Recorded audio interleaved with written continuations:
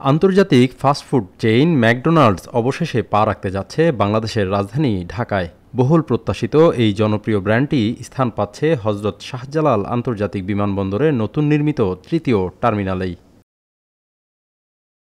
বিশ্বজুড়ে ফাস্টফুড প্রেমীদের কাছে পরিচিত একটি নাম ম্যাকডোনাল্ডস। বহুদিন ধরেই ঢাকাবাসীর প্রত্যাশা ছিল এই ব্র্যান্ডের একটি শাখা যেন বাংলাদেশেও খোলা হয়। অবশেষে সেই অপেক্ষার অবসান হচ্ছে। সামাজিক যোগাযোগ মাধ্যমে ছড়িয়ে পড়া একটি ভিজুয়াল কনফার্ম করছে McDonald's is finally set to land in terminal 3 of Dhaka airport. টার্মিনালের আকর্ষণীয় স্থাপত্যের পটভূমিতে ম্যাকডোনাল্ডের উপস্থিতি ও ম্যাকডোনাল্ডসের লোগো ব্যবহার করে প্রকাশ করা হয়েছে এই বার্তা। তবে এখন পর্যন্ত সরকারি বা বিমানবন্দর কর্তৃপক্ষের পক্ষ থেকে আনুষ্ঠানিক ঘোষণা না এলেও ছবিটি ঘিরে জনমনে ব্যাপক উত্তেজনা এবং কৌতূহল তৈরি হয়েছে। তবে এটি কি বাস্তব কোনো পরিকল্পনা নাকি শুধুই ডিজিটাল কল্পনা, তা নিয়ে প্রশ্ন উঠেছে অনেকের মনে।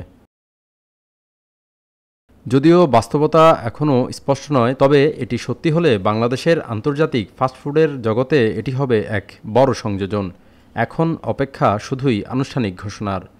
আবির শিকদার, সদ্য সংবাদ।